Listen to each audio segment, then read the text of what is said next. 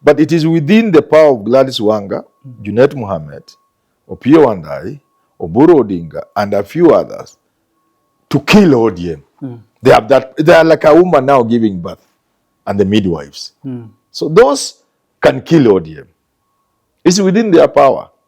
So the question they must ask themselves, is that what they want to do to ODM? A shell, they will get it. I very much doubt that that shell headed by Oburu Odinga and Gladys Wanga and the rest will deliver much value to Ruto.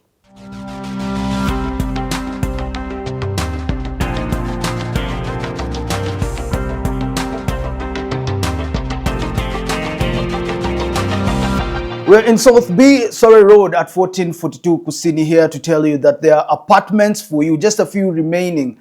One-bedroom apartments going for 5.9 million shillings and two-bedroom apartments going for 7.9 million shillings.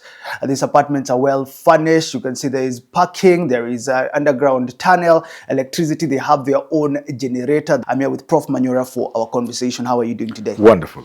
We're looking at the political scene. KTN reports that the opposition is hitting the ground this week, saying that Rigathi, Gashagua and the rest have been strategizing how to come back. But you know, they're coming back to the ground to campaign, especially for the by-elections and looking at 2027, one-term, two-term. How would you advise them to hit the ground now without Baba in the scene? They just have to look at what's going on. Raila's passing on is a huge thing. And it will affect many things, certainly in our politics. How significant have things changed? Because he was a permanent fixture. He was the most important politician in the country. He was the most powerful politician. When that happens, certainly things will happen both in ODM and within the opposition politics and the national politics. So anybody doing their politics now must look at that and say, what does the absence of Baba mean? For those who say plus or minus, now that Baba is not in broad-based, how should Gashagua look at campaigns in Luhyaland and Luhyanza? First, within Luhyanza, there is an attempt by politicians to ensure that ODM remains in their hands. That is evidenced by the speed with which they installed Oburu Odinga as acting party leader. Despite the fact that there's a clear provision within the ODM constitution. In the absence of the party leader, one of the deputy party leaders. To the extent that they didn't go for that, to any of those, the guy from Mombasa, Osoz from Vihiga, Arat from Kisii. That is a clear indicator that they want this party to remain a Luo party, at least a control part of it. So one is supposed to look at that. How does it impact? The second thing is, these same politicians, Gladys Wanga, Oburu Odinga, Opiyo Wandayi, and Junet Mohammed and the rest, are hell-bent on ensuring that ODM, they are ODM now, because that is their ODM. And the Luo people, the Luo nation, support Ruto for the 2027 re-election. So Gashagua and this team must be looking at that keenly and say, how does that impact on their agenda? How about in the Luhyaland? Luhyaland? Yes. Luhyaland, you know, Luhyaland was only in ODM because of Raila. In the absence of Raila, I don't think ODM will, especially what they are doing to people like Sifuna, I don't think ODM will have a footing in Luhyaland. So does this mean that the Luhya nation is likely to be in opposition? That is exactly the point. The point here is, Gashagua and these people, Eugene Wamalwa and Natembeya, now have a field day in the Mlembe nation. Whatever difficulties Natembeya was encountering in his Tawe movement, is now been cleared for him. There isn't a single politician now who can ground ODM to the point of making it difficult for Eugene Wamalwa and Natembeya and Malala and Kinakalwale. Locking out ODM. There's nothing. Are the decisions still constant on who should be the flag bearer with Baba out of the picture in the loyal opposition? Before you said Kalonzo is the ideal candidate. Is he still the ideal candidate? Who? Kalonzo Musyoka for the loyal opposition. Kalonzo Musyoka is not the ideal candidate. Kalonzo Musyoka is a beneficiary of circumstances. There are boxes you tick. When you tick those boxes, Kalonzo ticks the most. And it is difficult. Whichever way you look at it, it's very difficult for any other person. The only other person who comes close to Kalonzo is Matiang'i. So it's either Matiang'i or Kalonzo.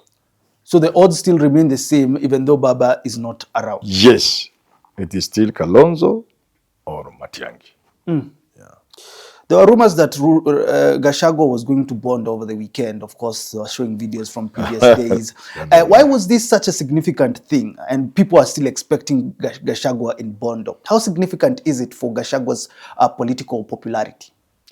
You know everybody's going to Bondo, and there will be nothing wrong with Gashagua going to Bondo. But it is his choice. Is it a plus or a minus if he misses? Because there are those who expect him to mourn the way everyone else is mourning. No, you don't have to do everything. You are thinking the way I'm doing my thing. You don't do what everybody's doing. It's up to Gashagua. He issued his condolences. If that's enough, it's enough. If he feels he wants to go, nobody can stop him. I think this bit of people stopping him is what we can address. It's not possible. It's not necessary, and it is dangerous for the politics of the country. So Gladys Wanga must be called out. And anybody who is saying Gashagua or anybody else should not go to Bondo or to anywhere, that is clearly out of order. But as to whether Gashagua goes on, that is his own decision. Not a plus, not a minus. No, it doesn't. I don't see it adding any value to his politics or reducing it in any way. The circumstances are such that people would understand why he wouldn't go. And I think the matter will just rest there. How about the other side of President William Ruto, still adamant on two-term? They will go two-term, they believe they will win. What significance has Baba's loss been on his political terrain? For Ruto, like anybody else, they will want two terms. Who will want one term? Everybody want two terms. So Ruto is just saying what anybody else would say. But as to whether he will make it, that's again another story. Now, what is clear and you cannot dispute, the absence of Baba is a big blow to Ruto. It's a big blow. It leaves a big dent. But dents can be filled. So it's up to Ruto to find out how best to manage the situation in the absence of Baba. But what is obvious is that it's a big, big blow. How best can it be affected in a big way? How best? Because for him, they are going to work with ODM. Yes. Either to form government or ODM to be part of the next government. That is what his promise was to the people who are in ODM. Yes. How best should he fill Baba's shoe? You see, as a politician, Ruto will try to play around. And he will try get ODM, which is what he's already doing. From where I sit, he's doing it in a wrong way. Yes. Wanga, Oburu, and the rest are in a hurry to deliver the Luo people to Ruto via ODM. Because you need a vehicle. The vehicle is ODM. So they are elbowing out everybody, Sifuna, who else, so that they remain only loyal people running ODM to deliver that ODM to Ruto. The bad news for them is that ODM will not be ODM. It will be something like ODM, but not ODM. Ruto needs ODM. It will be a big win for Ruto if he can get ODM to work with him. Even between now and 2027. Even if they say they will not support him. But for now, they continue Baba's journey. ODM.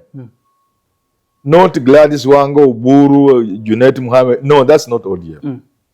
So if they want a shell, they will get it.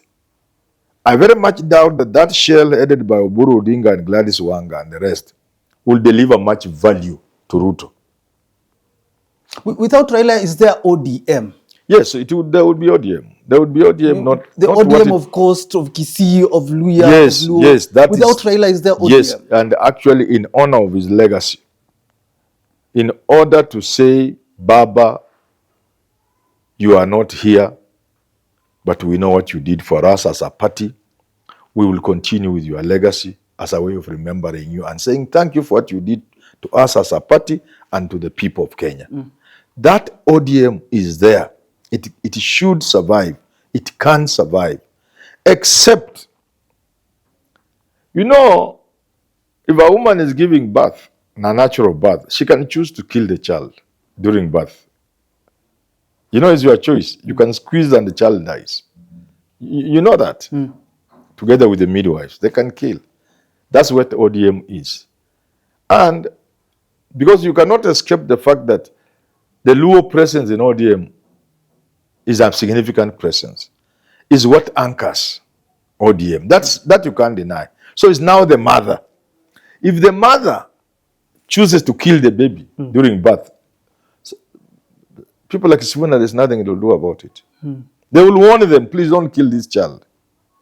But it is within the power of Gladys Wanga, Junet Mohammed, Opiyo Wandayi, Oburu Odinga, and a few others to kill ODM. They have that. They are like a woman now giving birth, and the midwives. So those can kill ODM. It's within their power. So the question they must ask themselves, is that what they want to do to ODM? Is that what they want to do to Baba? To kill ODM? If they answer yes, if there's something they are getting and that something is so big, fine. Let me ask you this. Without ODM, does this mean that Ruto's goose is cooked? Without ODM together, is there another way for Ruto becoming a two-term president? But there are many other ways. You will have to look for one or two or three. There are ways. There are ways. Ruto is a politician. But it will be much tougher than it would have been if ODM was supporting him or if Baba were around.